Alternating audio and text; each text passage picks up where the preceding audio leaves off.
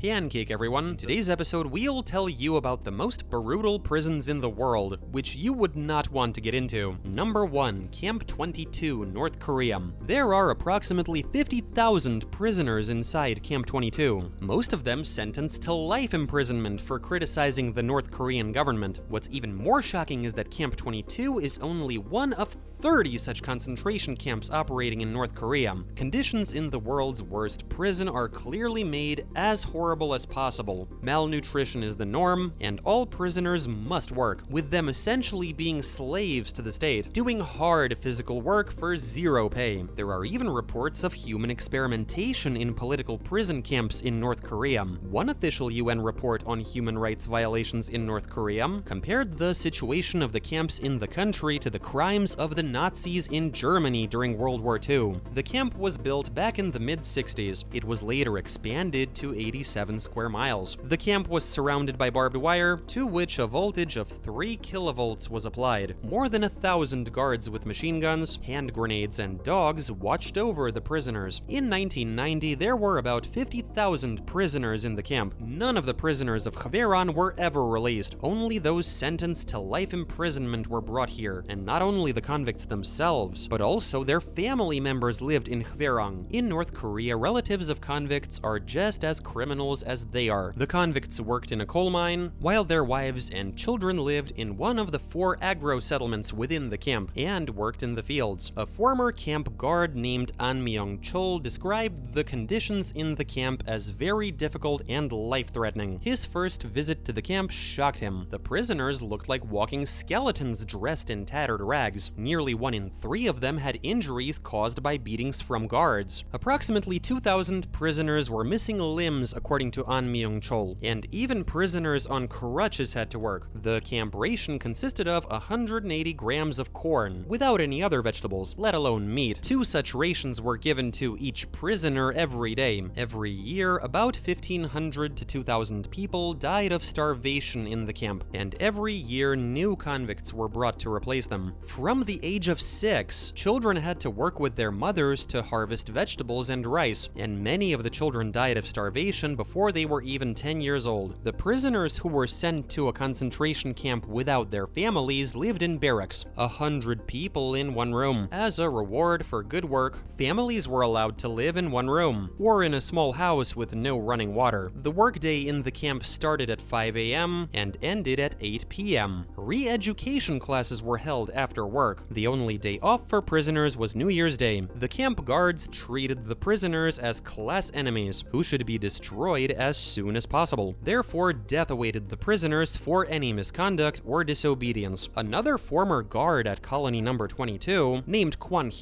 recounted that he was once ordered to execute 31 people at once because one of the prisoners tried to escape. According to Kwang, in the 1980s, public executions at the camp were carried out every week, and in the 1990s, people were shot in secret from the rest of the prisoners. These prisons are the height of inhumanity, which operate outside of all rules. Number 2. Carandiru, Brazil. The prison was designed and built by Samuel das Neves in 1920, when it was considered a model prison, meeting the new requirements of the Criminal Code of 1890. The place behind the barbed wire near São Paulo was named Carandiru. It operated from 1956 to 2002, and at its peak was the largest prison in South America, holding more than 8,000 prisoners. The facility was a ghastly complex of brick and concrete with rudimentary utilities and terrible unsanitary conditions. It was hardly even imaginable, and in 1992, it was the scene of a bloody massacre. Drauzio Varela, a famous Brazilian doctor, volunteered as an unpaid doctor in Carandiru from 1989 to 2001, particularly to fight the AIDS epidemic. He wrote a book, Carandiru Station, in which he described his own experiences there and the terrible conditions of the prisoners. Only someone who has been through this hell can accurately describe life in Carandiru. The simultaneous number of inmates in the prison could have been anywhere from 7,500 to 10,000, and there were less than 1,000 staff members for all of the criminals. The institution's employees worked in 4 shifts, so at best there were no more than 250 guards and warders in the prison at any one time. The prisoners were largely left to themselves, and this is why violence, drug abuse, and debauchery were rampant in the Carandiru detention detention cells. 1 out of every 5 inmates was HIV positive, and medical care in the prison was extremely primitive. Prisoners in Carandiru were dying by the dozens from diseases, from injuries sustained in conflicts with inmates, and from taking their own lives. Very often anesthesia was ignored during operations in the prison hospital, so surviving a serious illness was not easy at all. In the history of the prison, there have been several violent revolts with a large number of casualties, and in general, many people know that the crime situation in Brazil is grim. The criminal situation in the country was even worse in the 1990s. Due to the high crime rate, the number of people arrested in the country was very high, and in Brazilian prisons, inmates rioted from time to time. What are the reasons for such frequent riots in the cages? Most riots are caused by overcrowding, which is the main motive for prison revolts. For example, there are now more than 600,000 people in Brazil's prisons, which is almost twice the number of places in the cells. The fact that most prisoners are represented by gang members, who are constantly fighting for supremacy, both in prison and outside. Many prisons are in fact controlled by criminal gangs, but one of the main reasons for the rampant violence in Brazilian prisons has been the police's impunity. The 1992 prison riot was the most notorious prison riot in the country's history. The enormous number of victims of the Carandiru massacre caused great anger among the country's population. At the time, Carandiru was the largest prison in South America. The prison, which had a capacity of 4,000 inmates, held more than 10,000. The riot began on October 2nd, 1992, after a fight between 2 inmates escalated into a mass riot. Special forces soldiers stormed the prison, and the operation to suppress the riot resulted in a bloody massacre, which lasted almost 3 hours. More than 300 police officers took part in the massacre. There were 111 prisoners killed that day, almost all of them by police officers. Survivors of the massacre said that the armed police shot in cold blood at even those who did not try to resist. The investigation found that most of the prisoners were shot in the back of the head right in their cells. By the way, in that massacre, no member of the power structure was wounded, while on the part of the detainees, in addition to those killed, about 90 people were injured. 10 years after this terrible event, the prison was closed and demolished. In the end, only 1 block was left of Carandiru as a museum exhibit. Number 3. Tadmor Prison, Syria.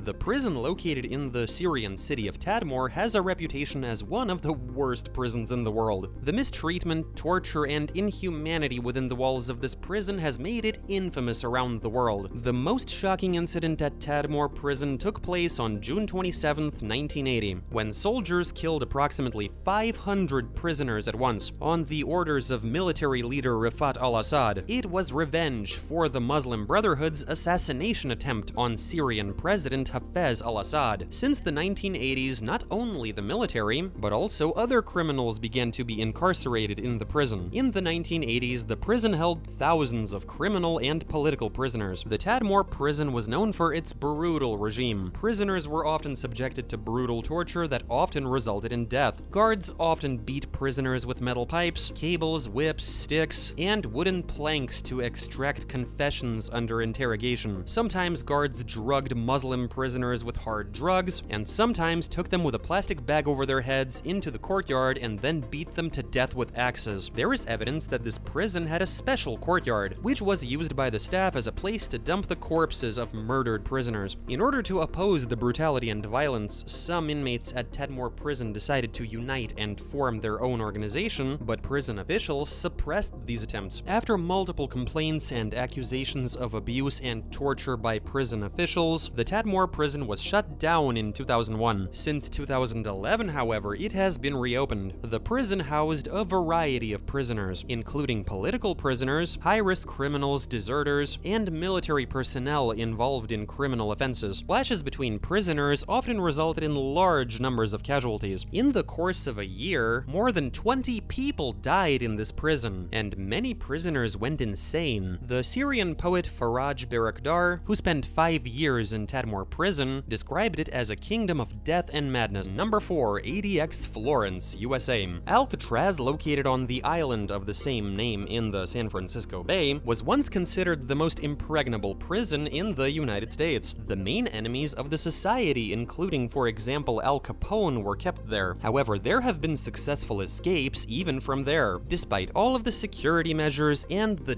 dangerous cold currents at sea. In 1963, Alcatraz was shut down and eventually became a major tourist attraction. Dangerous criminals, on the other hand, were dispersed to several maximum security facilities at once. Most went to the new Marion facility in Illinois. It was at Marion where some of the principles that were later perfected at ADX Florence were first tried. At first, they tried to re-educate prisoners with special psychological programs, but in the end, Marion had a system of control blocks, which meant keeping the most dangerous prisoners in total isolation for 23 hours out of the 24 available in a 24-hour period. On October 22, 1983, a few hours apart, two prisoners belonging to the Aryan Brotherhood group stabbed to death two guards. This prompted the creation of a new level of prison security. If previously the highest was maximum, after the 1983 incidents, the super maximum, or super max, was introduced. The first super max was the Marion itself. However, it was obvious to the Federal Bureau of Prisons Management that it was necessary to build a facility of this kind from scratch, specially designed to meet the new principles, rather than being forced to be transformed to meet them. The location was chosen to be near the town of Florence, Colorado, and this location was not a coincidence. Florence is located in Fremont County, roughly in the center of a rectangular state, 160 kilometers away from Denver, its capital and largest city. The core of Fremont's economy is precisely prison services. There are currently 15 prisons of varying classes within the county, and those incarcerated in their cells make up to 20% of the county's population. The ADX Florence Supermax Maximum Security Correctional Facility is part of a federal corrections complex that also includes more lenient facilities. The county itself bought the land for the facility for $60 million,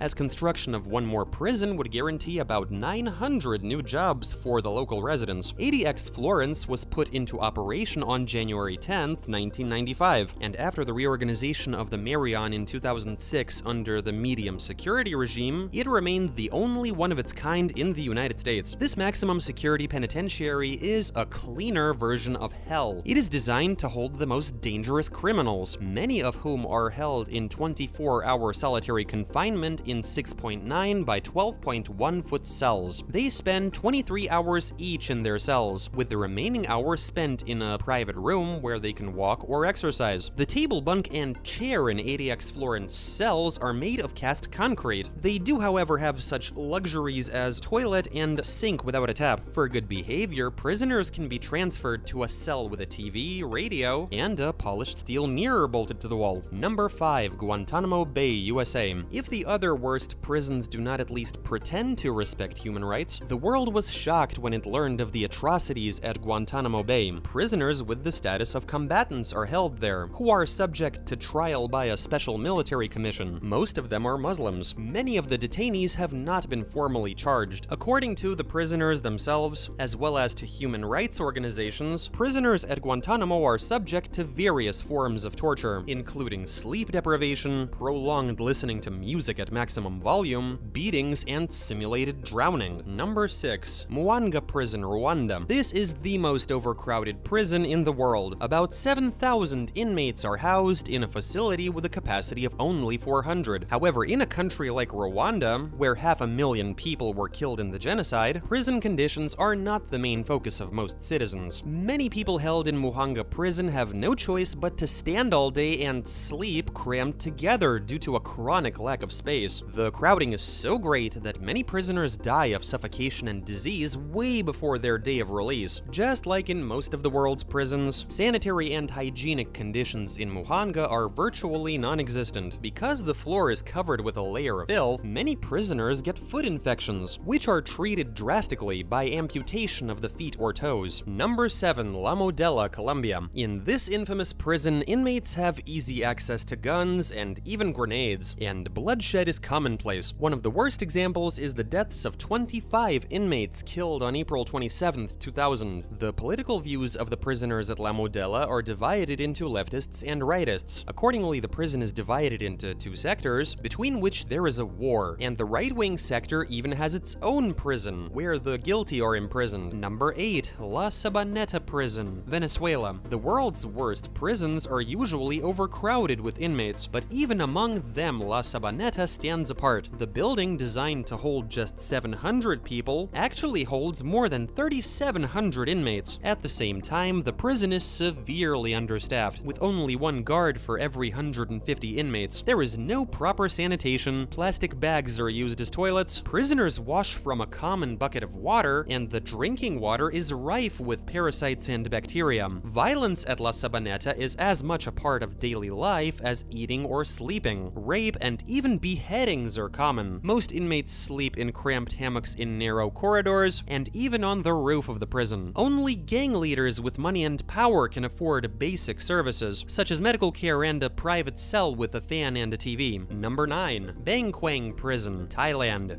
The correctional facility located in Bangkok is known as the Bangkok Hilton, thanks to the screening of an Australian TV series where Nicole Kidman played one of the main roles. The Thais themselves call this prison the Big Tiger, alluding to the fact that it devours its victims. It holds prisoners sentenced to death or long prison sentences, so few of them ever get out of the jaws of the Big Tiger. The Kwang practices torture, and convicts 25 or more are held in small 19 by 13 foot cells. Criminals are fed once a day and have to buy the rest of their food with money given by relatives or friends. Due to overcrowding, lack of decent sanitary and hygienic conditions, and poor nutrition, outbreaks of cholera, diphtheria, malaria, and other diseases frequently occur in the Big Tiger. Number 10. The Santé Correctional Facility, France. The only prison remaining within Paris city limits is known for its harsh, if not brutal, conditions of confinement. Many detainees have committed suicide while serving their sentences at the Santé. For example, in 1999, 124 inmates committed suicide. Violence at this prison is so prevalent that inmates only leave their cells for 4 hours a day. There is a sad irony in the fact that the name Santé translates to health. It was given by the name of a nearby street. Number 11. Black Dolphin Prison, Russia. This high-security penal colony holds the most dangerous criminals from all over Russia, including cannibals, terrorists, and pedophiles. The inmates sleep with the lights on and are constantly under video surveillance, and when they leave the cell under escort, they are followed by a dog handler with a dog. The size of the cells is small, at 48.4 square feet, and the room is a cage within a cage, as the steel bars separate people from the windows and doors. Whenever convicts walk through the corridors, they are blindfolded, which prevents them from memorizing the layout of the prison, therefore reducing the possibility of escape. The prisoners' hands are shackled behind their backs, and their heads are lowered. This is the so-called swallow pose. This strategy has proven to be effective, since there have been no escapes from the Black Dolphin yet. Such methods of restraining people cause shivers to run through your body, and increase your motivation not to break the law. Which prison is the worst in your opinion? Of course, don't forget to subscribe, like, and click the bell to always be up to date with our videos. We wish you a pancake mood, take care of your loved ones, don't break the law, and see you soon. Pancake, everyone.